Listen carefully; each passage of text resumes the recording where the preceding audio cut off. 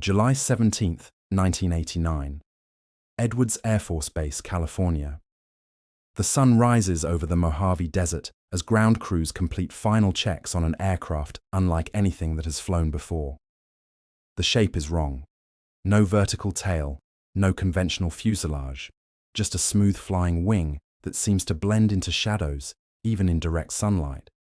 At 06:37 local time, the Northrop B-2 Spirit advances down the runway.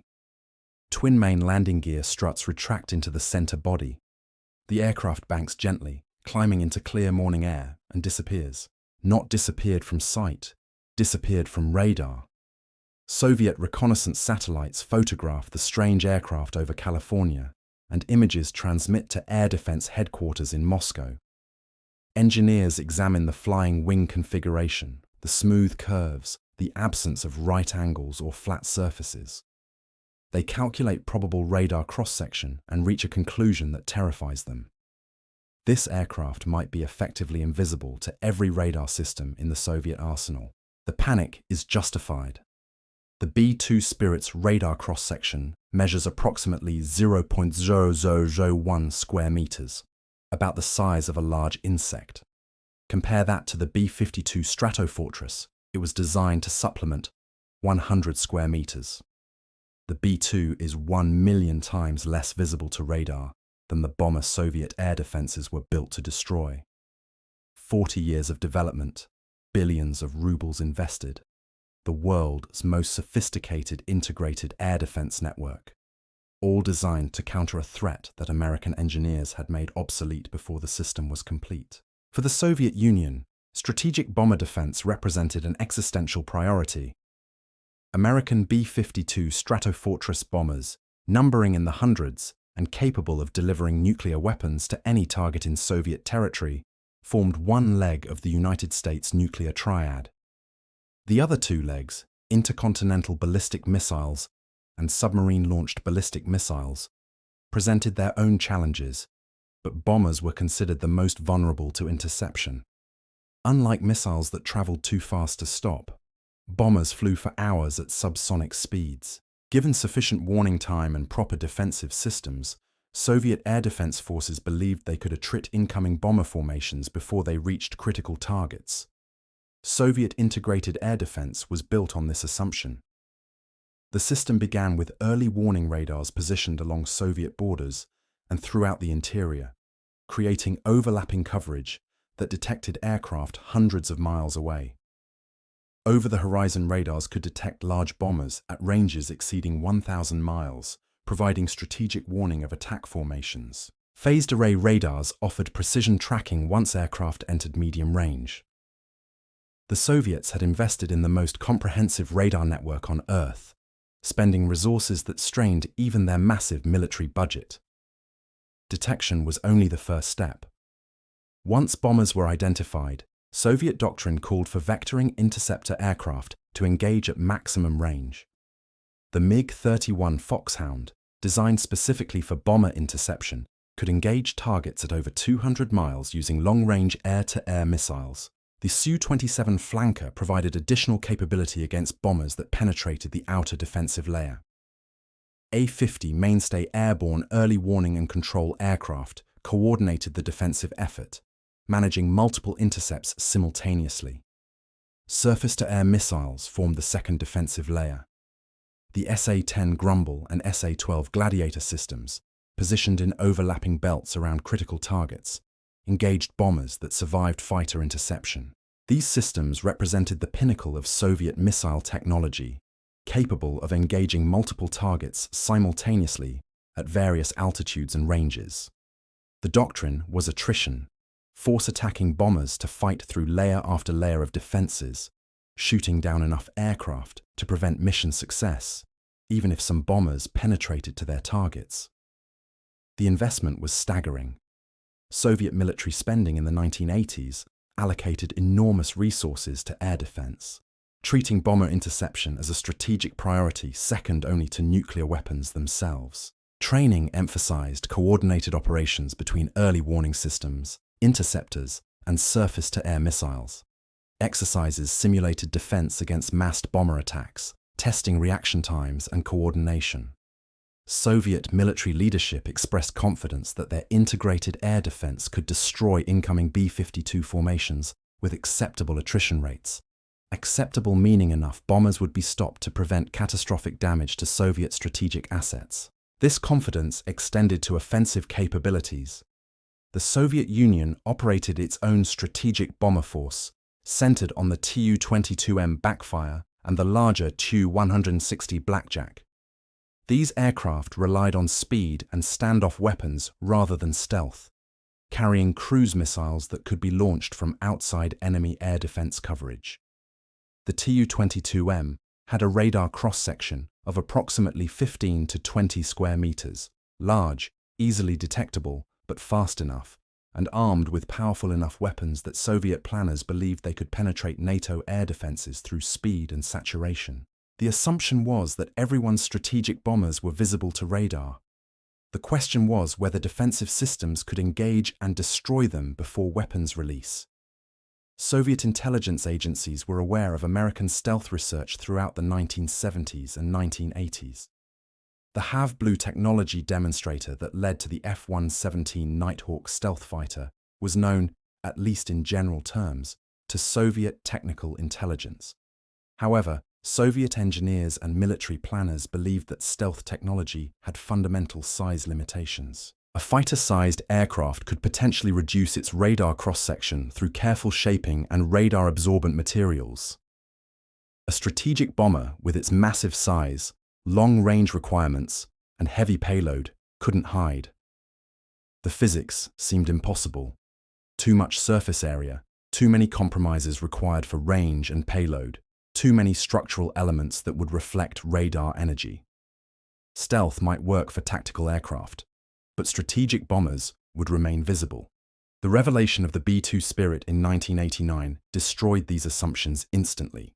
American engineers hadn't tried to make a conventional bomber stealthy. They had designed an entirely new aircraft around stealth requirements, accepting compromises in other performance parameters to achieve radar invisibility. The B-2's design heritage traced back to Jack Northrop's flying wing experiments in the 1940s and 1950s. Northrop had believed that the most aerodynamically efficient aircraft configuration was a pure flying wing. No separate fuselage, no vertical tail surfaces, just a wing that generated lift across its entire span. The YB-49 experimental bomber had demonstrated the concept as viability, but had been rejected by the Air Force in favor of conventional designs. The reasons were practical. Flying wings were difficult to control with 1940s technology, and the absence of a distinct fuselage complicated mission equipment integration. 4 decades later, advances in computational aerodynamics and fly-by-wire flight control systems made flying wings practical for the first time. More importantly, stealth requirements made the flying wing configuration ideal.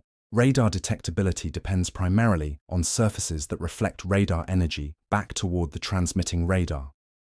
Flat surfaces, right angles, and vertical structures are particularly reflective. The flying wing design eliminated virtually all vertical surfaces and provided aerodynamic justification for careful edge alignment that would deflect radar energy away from source radars. The Advanced Technology Bomber program that produced the B-2 Spirit established revolutionary requirements. The Air Force specified a bomber capable of penetrating Soviet air defenses with a probability of survival exceeding 90%. Given the sophistication of Soviet integrated air defense, this requirement could only be met through stealth technology. The target radar cross-section was set at 0.001 square meters, small enough that Soviet radars designed to track aircraft with cross-sections measured in square meters would be unable to maintain reliable tracks. Northrop's design achieved this requirement through multiple integrated technologies. The flying wing shape provided the foundation, eliminating vertical tail surfaces entirely and using blended wing body construction to minimize discontinuities. Every edge of the aircraft, leading edges, trailing edges, weapons bay doors, was carefully aligned to deflect radar energy at specific angles rather than reflecting it back to source. The angles weren't arbitrary. computational analysis determined optimal edge alignments that directed reflected energy away from likely radar positions. Radar-absorbent materials covered the entire aircraft surface. These materials, proprietary composites combining various compounds with specific electromagnetic properties, absorbed radar energy rather than reflecting it. The absorption wasn't perfect. No material could eliminate all reflection. But combined with shaping that deflected energy, the materials reduced what little radar return the aircraft generated to near undetectable levels. Engine design presented particular challenges. Jet engines are inherently radar reflective because of their metal compressor blades, which present large, smooth surfaces perpendicular to incoming radar. The B-2's solution was radical. Bury the engines inside the wing structure with S-shaped inlet ducts that prevented direct radar illumination of the compressor faces. The inlets used radar-absorbent materials and careful geometric design to trap and absorb radar energy before it could reflect off engine components. Exhaust heat also needed management. Infrared-seeking missiles could track aircraft using heat signatures, and the B-2's mission profile required survivability against both radar and infrared threats. The four General Electric F118 turbofan engines, producing 17,300 pounds of thrust each, exhausted through slot vents on the upper wing surface. The exhausts mixed hot engine gases with cool boundary layer air flowing over the wing, reducing the infrared signature. The configuration also placed the hot exhaust against the upper wing surface, shielding it from ground-based infrared sensors and making infrared missile engagement more difficult. The first flight on July 17, 1989, validated the design's basic aerodynamics and handling characteristics. The test pilot, Bruce Hines, reported that the aircraft flew smoothly despite its unconventional configuration. However, the critical test was radar cross-section verification. Ground-based radar installations attempted to track the B-2 during flight tests, measuring actual radar returns against predicted values. The results confirmed Northrop's calculations. The B-2's radar cross-section was indeed approximately 0.0001 square meters, meeting the design specification that Soviet air defense planners had considered impossible. The specifications were remarkable even beyond stealth. The B-2 spanned 172 feet from wingtip to wingtip, but measured only 69 feet from nose to tail, giving it a wingspan greater than its length, an unusual configuration made possible by the flying wing design. 2 crew members operated the aircraft from a cockpit positioned in the center of the leading edge, providing excellent visibility while maintaining the aircraft's smooth radar profile. The weapons bay could carry 40,000 pounds of ordnance, sufficient for 16 2,000-pound bombs, 8,500-pound bombs, or a mix of nuclear and conventional weapons. Unrefueled range exceeded 6,000 miles, allowing the B-2 to strike targets deep in Soviet territory and return to bases outside enemy reach. The cost was extraordinary. Each B-2 Spirit cost approximately $2.2 billion in 1997 dollars, including development costs amortized across the production run. The original program planned for 132 aircraft, but budget constraints and the end of the Cold War reduced the total to 21 aircraft. The final program cost exceeded $44 billion, making the B-2 one of the most expensive aircraft ever built. Critics questioned whether the capability justified the expense. Supporters argued that the ability to penetrate any air defense system in the world and deliver nuclear weapons with near certainty justified any cost. The B-2 became operational in 1997, years after the Soviet Union's collapse. However, the aircraft's first combat mission demonstrated capabilities that would have shocked Soviet air defense planners even more than the initial revelation of the design. Operation Allied Force against Serbia in 1999 provided the B-2's combat debut. 6 B-2 aircraft deployed from Whiteman Air Force Base in Missouri flew non-stop missions to Serbia, bombed targets, and returned to Missouri without landing, missions lasting over 30 hours. The aircraft refueled multiple times during flight, but never landed outside United States territory. Serbian air defenses, based largely on Soviet-designed systems, including SA-3 and SA-6 surface-to-air missiles and early warning radars, never detected the B-2s before weapons impact. Serbian operators saw explosions and destruction, but had no radar tracks indicating incoming aircraft. Afghanistan operations beginning in 2001 demonstrated even more extreme capability.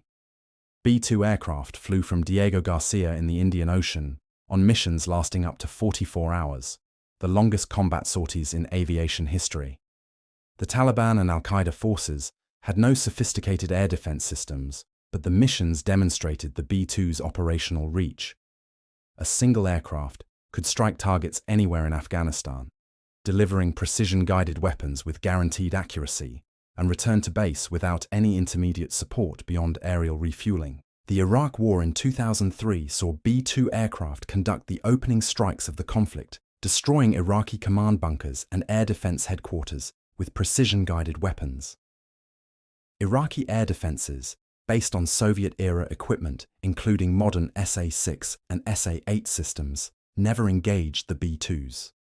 Post-war examination of Iraqi air defense logs showed no radar tracks corresponding to B-2 missions. The aircraft had penetrated one of the more sophisticated air defense networks in the developing world without generating trackable radar returns. Libya in 2011 provided another demonstration.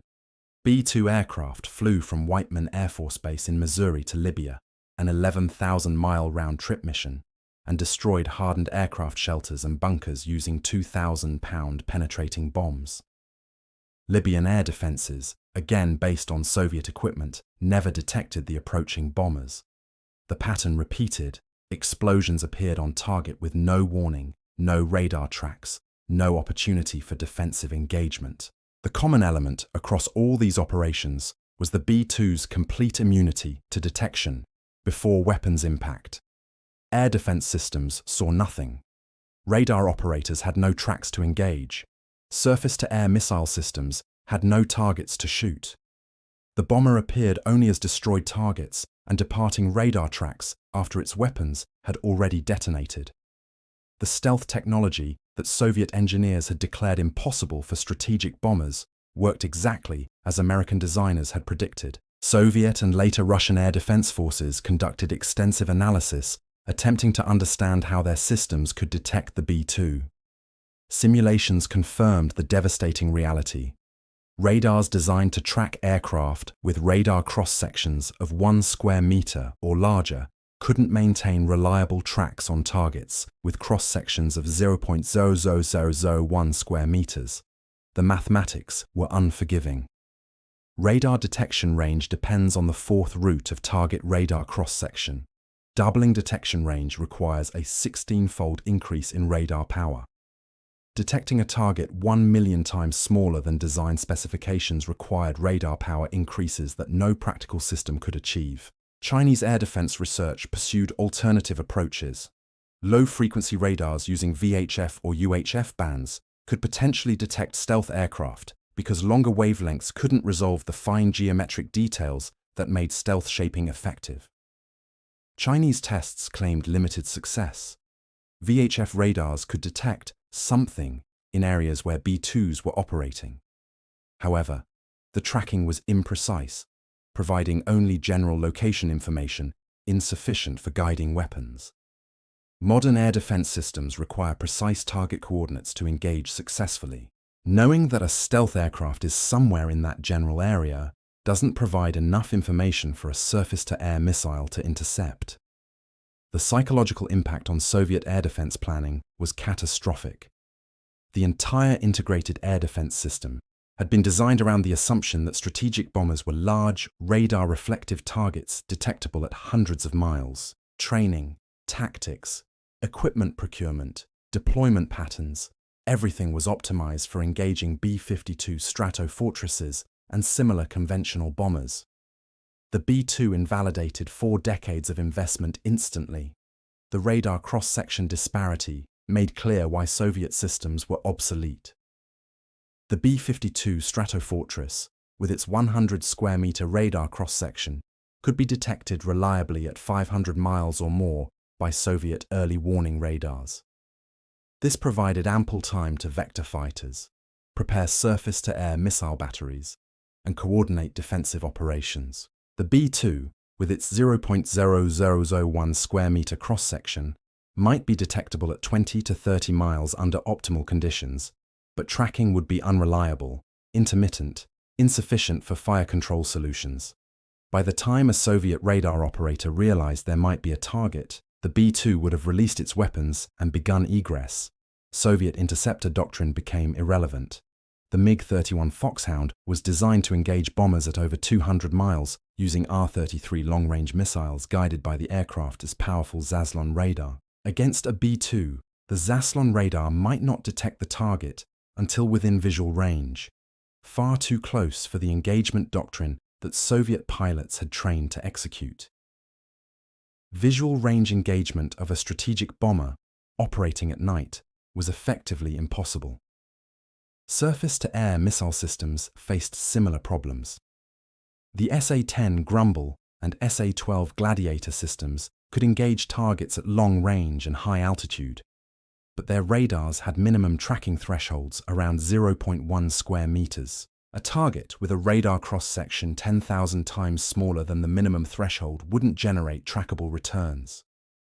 The missiles themselves, even if launched based on estimated position, wouldn't be able to guide to target without reliable radar tracks.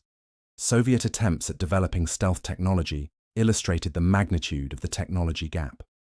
The Tu-160 Blackjack strategic bomber, which entered service in 1987, incorporated some radar cross-section reduction measures, including radar-absorbent materials on leading edges and inlet treatments to reduce engine reflection.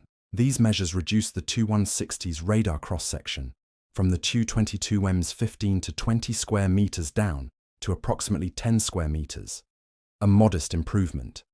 However, 10 square meters was still 100,000 times larger than the B-2's 0.001 square meters. The Tu-160 was detectable by NATO radars at hundreds of miles, despite its stealth features. It wasn't in the same category as the B-2. The industrial gap was fundamental. American aerospace manufacturing had developed advanced composite materials capable of precise electromagnetic properties. Computational modeling allowed engineers to predict radar cross-sections with high accuracy before building prototype aircraft. Precision manufacturing could produce complex curved surfaces and maintain tight tolerances across large structures. Soviet industry possessed none of these capabilities at competitive levels. Russian aerospace engineers understood the principles of stealth, the physics wasn't secret, but lacked the industrial base to implement those principles at the level of performance the B-2 achieved. The strategic implications extended beyond tactical air defense. Soviet nuclear deterrence strategy had relied on the assumption that some portion of an American bomber attack could be stopped. The calculation wasn't that all bombers would be destroyed, but that enough would be shot down to prevent complete destruction of Soviet strategic assets. The B-2 eliminated this assumption. If American strategic bombers were effectively invisible to radar, Soviet air defenses couldn't attrit them before they reached targets. The entire bomber leg of the American nuclear triad became essentially unstoppable by conventional air defense means. This reality forced a shift in Soviet strategic priorities. If bombers couldn't be stopped by air defense systems, the focus had to move to other defensive measures, hardening critical facilities, dispersing assets, developing ballistic missile defense systems to counter the ICBM threat, maintaining secure second strike capabilities in submarines. The shift represented a fundamental change in defense planning driven by a single American aircraft program. Post-Cold War Russia acknowledged openly that it had no effective counter to the B-2. Russian military journals published articles analyzing American stealth technology and concluding that Russian air defense systems could not reliably engage stealth aircraft. The Pak-Day stealth bomber program, announced in the 2000s, represented an attempt to develop a Russian equivalent to the B-2. However, as of 2025, the Pak-Day has not flown, and Russian stealth bomber capability remains theoretical. The technology gap that opened in 1989 has persisted for over 3 decades. The B-2 Spirit fleet today consists of 20 operational aircraft, one having been lost in a 2008 crash. These 20 bombers provide the United States with assured penetration capability against any air defense system in the world. The aircraft have flown combat missions in Kosovo, Afghanistan, Iraq, Libya, and Syria, accumulating operational experience that has refined tactics and demonstrated reliability. Maintenance requirements are intensive. The radar-absorbent coating requires regular inspection and repair, and the complexity of the aircraft's systems demands skilled technicians and expensive spare parts. However, the operational effectiveness remains unquestioned. No B-2 has ever been detected by enemy radar before delivering its weapons. The development of the B-21 Raider, the next-generation stealth bomber, builds on lessons learned from the B-2 program. The B-21 made its first flight in 2023 and is expected to enter service in the late 2020s or early 2030s. The design incorporates advanced materials, updated stealth shaping based on modern computational analysis, and lessons from 3 decades of B-2 operations. The B-21 program aims to produce approximately 100 aircraft at significantly lower unit cost than the B-2, making stealth bombing capacity more accessible across the force structure. Soviet and Russian responses to American stealth technology have consistently lagged by decades. The PAC-DA program remains in development, with no prototype flights confirmed. Russian defense industry sources cite difficulties with composite materials, stealth shaping optimization, and engine integration as ongoing challenges. The industrial capabilities required to build aircraft like the B-2 or B-21 cannot be quickly developed. They require decades of accumulated expertise in materials science, computational engineering, precision manufacturing, and systems integration. Chinese military aviation has pursued stealth bomber development with the rumored H-20 program. Chinese sources claim the H-20 will be a flying wing design similar to the B-2, with comparable range and payload. However, as of 2025, no confirmed flights have occurred, and Western intelligence assessments suggest the program faces technical challenges similar to those that delayed Russian stealth development. Even if the H-20 achieves performance comparable to the B-2, it will represent technology that the United States deployed in 1997, a gap of 3 decades or more. The strategic impact of the B-2 Spirit extended beyond its direct military capabilities. The aircraft validated stealth technology for large aircraft, proving that strategic bombers could be made effectively invisible to radar through proper design. This validation changed bomber doctrine fundamentally. Previous doctrine assumed that bomber penetration required saturation, sending enough aircraft that some would survive to reach targets despite defensive attrition. The B-2 introduced a new doctrine, penetration through invisibility. A small number of aircraft could strike with high confidence of survival because defensive systems couldn't engage what they couldn't detect. Nuclear deterrence calculations changed with the B-2's introduction. The bomber leg of the nuclear triad became more survivable, ensuring that even if submarine-launched ballistic missiles and land-based ICBMs were somehow neutralized, stealth bombers could deliver nuclear weapons to any target in the world with near certainty. This enhanced deterrence by making American nuclear capabilities more resilient and less vulnerable to theoretical first-strike scenarios. The cost-effectiveness debate around the B-2 program continues even today. Critics note that the $44 billion program cost could have funded hundreds of conventional bombers or thousands of cruise missiles. Supporters argue that no number of conventional bombers could penetrate modern air defenses with the certainty that even a single B-2 provides. The debate misses the broader point. The B-2 represented a fundamental shift in the offense-defense balance, one that made previous defensive investments obsolete, regardless of their cost or sophistication. The Soviet integrated air defense system represented the culmination of 4 decades of radar development, missile technology advancement, and tactical doctrine refinement. It was designed to defend against the most capable bombers in the American arsenal, the B-52 Stratofortress, and later the B-1B Lancer. These were formidable aircraft, fast, long-ranged, capable of delivering devastating nuclear or conventional payloads. Soviet planners believed their defenses could attrit these bombers sufficiently to prevent mission success, even if complete interception was impossible. The B-2 Spirit made this entire calculation meaningless, not through incremental improvement, flying slightly faster, slightly higher, with slightly better electronic warfare capabilities. The B-2 achieved its effect through a categorical shift in detectability. The aircraft wasn't harder to see on radar. It was effectively invisible. The distinction was absolute. A bomber that can be detected late is still vulnerable if defensive systems are quick enough. A bomber that can't be detected reliably at all renders defensive systems irrelevant. Soviet air defense was designed to destroy American B-52 bombers, large radar-reflective aircraft detectable from hundreds of miles away, giving defenders time to coordinate intercepts, launch missiles, position fighters. The entire system was optimized for this threat. Training, equipment, tactics, doctrine, everything focused on defeating conventional strategic bombers with large radar cross-sections. The B-2 Spirit brought invisibility to strategic bombing. The gap wasn't stealth versus detection. It was radar cross-sections smaller than a bird, making 4 decades of Soviet investment in air defense irrelevant. Soviet radars could detect B-52s at 500 miles.